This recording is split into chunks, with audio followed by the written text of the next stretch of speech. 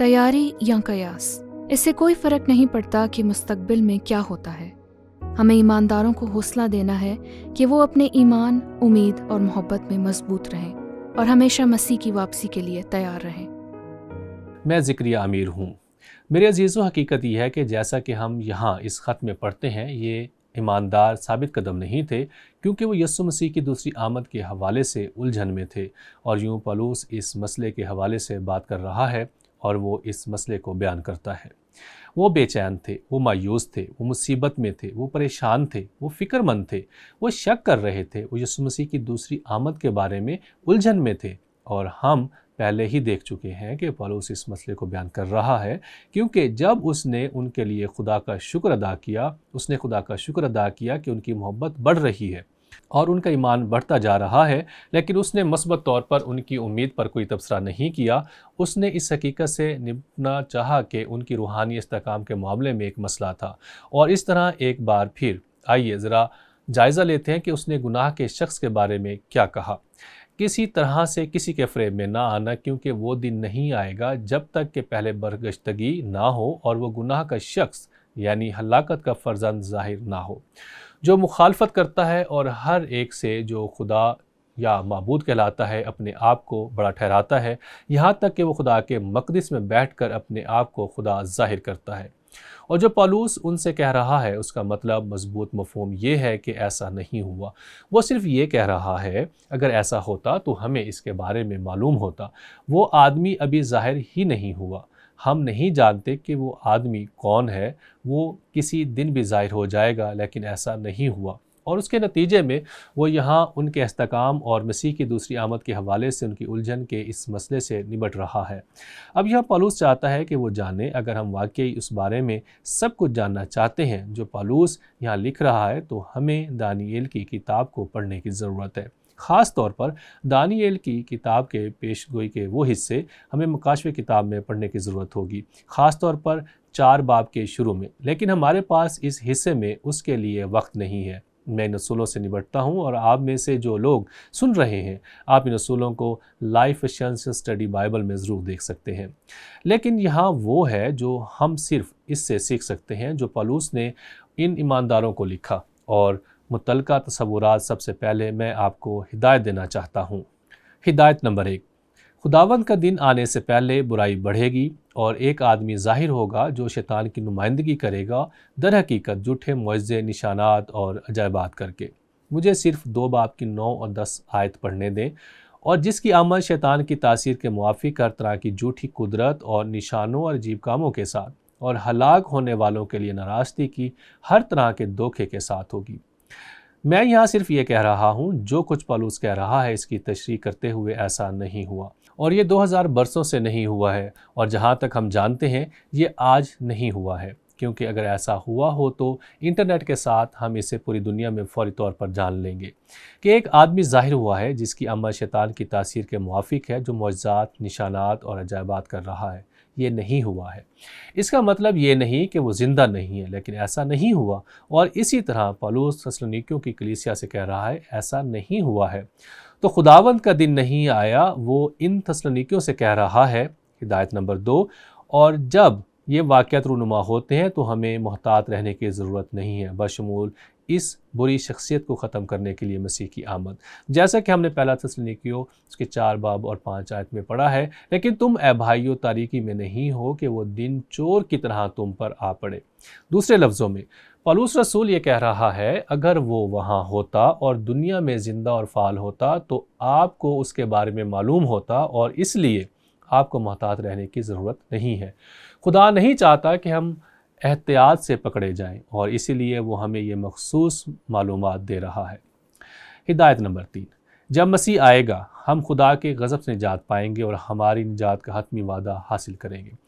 وہ یہاں صرف ان سے یہ کہہ رہا ہے کیونکہ خدا نے ہمیں غضب کے لیے نہیں بلکہ اس لیے مقرر کیا کہ ہم اپنے خدا یسوع مسیح کے وسیلے سے نجات حاصل کریں۔ دوسرے لفظوں میں، اور میں ذاتی طور پر یقین رکھتا ہوں اور ہمیں بائبل کے مطابق اس کی حمایت کرنے میں بہت زیادہ وقت صرف کرنا پڑے گا، لیکن مجھے ذاتی طور پر یقین ہے کہ جب گناہ کا شخص اقتدار سنبھالے گا تو ہم یہاں نہیں ہوں گے، کہ ایماندار یہاں نہیں ہوں گے، کہ ہم زمین سے اٹھا لیے جائیں گے۔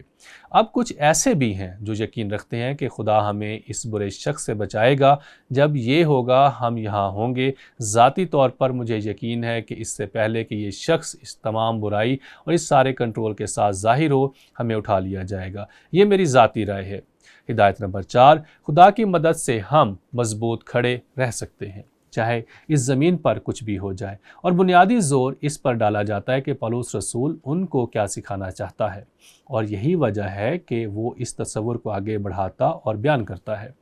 تو میرے عزیزو، آئیے اس اصول کے پیش نظر اب اس پر نظر ڈالتے ہیں۔ لیکن تمہارے بارے میں اے بھائیو، خداوند کے پیارو، ہر وقت خدا کا شکر کرنا ہم پر فرض ہے، کیونکہ خدا نے تمہیں ابتدا ہی سے اس لیے چن لیا تھا کہ روح کے ذریعے سے پاکیزہ بن کر اور حق پر ایمان لا کر نجات پاؤ۔ پولس صرف یہ کہہ رہا ہے، میں جانتا ہوں کہ خدا نے آپ کو اس کی وجہ سے چنا ہے جو اس نے آپ کی زندگیوں میں کیا، اور اس جوہر میں وہ اس بات کا حوالہ دے رہا ہے جس کا اس نے افسیوں کے آغاز میں حوالہ دیا تھا کہ وہ دنیا بننے سے پہلے ہی مسیح میں چنے گئے تھے، اور اس لیے یہاں وہ انتخاب کی اس عظیم سچائی کو استعمال کر رہا ہے تاکہ وہ انہیں مسیح میں محفوظ محسوس کرنے میں مدد کرے۔ اور مجھے صرف یہ کہنے دیں کہ جب پولس ان شہروں میں گیا، جب وہ اپنے انجیلی بشارت کے دوروں کے لیے گیا، نیز دوسرے وہ لوگ جو رسول اور استاد تھے، انہوں نے جا کر یہ نہیں کہا اگر آپ چنے گئے تو آپ یقین کریں گے۔ اس نے کہا یسوع مسیح آپ کے لیے مر گیا تاکہ آپ نجات حاصل کر سکیں، اور جب وہ نجات پا لیں گے تو اس نے اس حقیقت کا حوالہ دیا کہ خدا نے انہیں دنیا بننے سے پہلے ہی چن لیا تھا۔ میری اس بات پر زور دینے کی وجہ یہ ہے کہ اگر ہم ان دونوں تصورات کو توازن سے باہر کر دیتے ہیں تو یہ واقعی لوگوں کے لیے یسوع مسیح کی خوشخبری کو سمجھنے میں بہت الجھا دیتا ہے،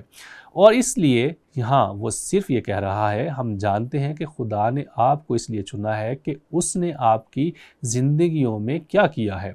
جس کے لیے اس نے تمہیں ہماری خوشخبری کے وسیلے سے بلایا تاکہ تم ہمارے خدا یسوع مسیح کا جلال حاصل کرو۔ بس بھائیو، ثابت قدم رہو اور جن روایتوں کی تم نے ہماری زبانی یا خط کے ذریعے سے تعلیم پائی ہے ان پر قائم رہو، یعنی اس پہلے خط میں جو آپ کو ملا جہاں میں نے ان میں سے کچھ چیزوں کی وضاحت کی تھی، اور اب میں اسے مزید تفصیل سے بیان کر رہا ہوں۔ تو یہاں ان عظیم سچائیوں کے تعلق کے بارے میں سوچنے کے لیے ایک سوال ہے جو صرف ان دو خطوط سے نکلتے ہیں۔ یسوع مسیح کی واپسی، آخری عدالت اور اسرائیل کے مستقبل کے بارے میں آج کچھ مخصوص خیالات کیا ہیں؟ مستقبل کے ان واقعات کے بارے میں بہت زیادہ مخصوص اور مفصل ہونے میں کچھ خطرات کیا ہیں؟ اب ہم نہیں ہیں۔ ہمارے پاس واقعی پہلے سوال کا جواب تیار کرنے کا وقت نہیں ہے، کیونکہ اگر آپ واقعی پیشگوئی میں اسرائیل کو سمجھنا چاہتے ہیں تو آپ کو دانییل کو پڑھنے کی ضرورت ہے۔ دانییل کی کتاب کا آخری حصہ یا مکاشفہ کی کتاب پڑھیں، کیونکہ وہاں بہت کچھ ہے۔ اس کے علاوہ اسرائیل کے متعلق پرانے عہد نامے کی دیگر پیشن گوئیاں۔ تو میں اس سوال کا جواب نہیں دوں گا کیونکہ ہمارے پاس وقت نہیں ہے، لیکن دوسرے حصے کے لحاظ سے یہاں مستقبل کے ان واقعات کے بارے میں بہت زیادہ مخصوص اور مفصل ہونے میں کچھ خطرات کیا ہیں۔ ایک یہ ہے، صدیوں میں ایسے کئی مسیحی گزرے ہیں جنہوں نے مسیح کی واپسی کے حوالے سے تاریخیں طے کرنے کی کوشش کی ہے۔ یسوع مسیح کے الفاظ کی تشریح کرنا کہ کوئی نہیں جانتا، یسوع مسیح کے الفاظ کی غلط تشریح کرنا کہ کوئی بھی اس دن یا گھڑی کو نہیں جانتا جب ایسا ہوگا۔ یسوع مسیح نے کہا لیکن اس دن اور اس گھڑی کی بابت کوئی نہیں جانتا، نہ آسمان کے فرشتے نہ بیٹا مگر صرف باپ۔ لیکن وہ کہتا ہے بس جاگتے رہو کیونکہ تم نہیں جانتے کہ تمہارا خداوند کس دن آئے گا۔ اور پھر بھی ایسے مسیحی ہیں، نام نہاد مسیحی، اور میرا ایمان ہے مخلص مسیحی بھی، جو صدیوں سے تاریخیں طے کر رہے ہیں، اور یہ ایک بڑی شرمندگی ہے کیونکہ وہ ہمیشہ غلط ہوتے ہیں اور وہ ہمیشہ غلط ہی رہیں گے، کیونکہ یسوع مسیح نے کہا تم نہ اس دن کو جانتے ہو نہ اس گھڑی کو، اور اس لیے ہمیں اس سے محتاط رہنے کی ضرورت ہے۔ یہ آج بھی ہو رہا ہے، لوگ تاریخیں طے کر رہے ہیں۔ ایک اور کام جو وہ صدیوں سے کرتے آ رہے ہیں، بائبل کے طالب علموں نے گناہ کے شخص کی شناخت کرنے کی کوشش کی ہے۔